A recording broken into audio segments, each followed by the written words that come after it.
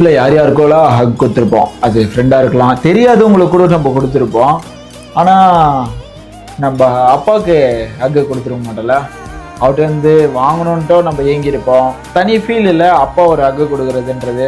நிறைய பேர் கிடைச்சிருக்காது. அவங்களுக்காக தான் இந்த டாட்டூ.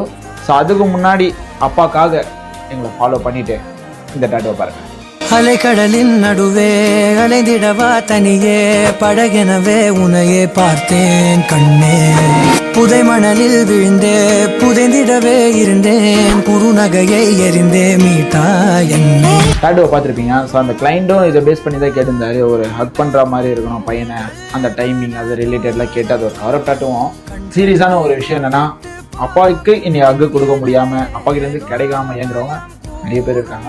ஸோ நீங்களும் இந்த மாதிரி பியூட்டிஃபுல்லான மெமரிஸை கிரியேட் பண்ணுன்னா H2 காண்டாக்ட் பண்ணுங்கள். அப்பாவோட அன்புக்காக ஏங்கிட்டு இருக்க ஒரு ஃப்ரெண்டு உங்களுக்கு தெரியும், அந்த ஃப்ரெண்டுக்கு இந்த வீடியோ ஷேர் பண்ணுங்கள்.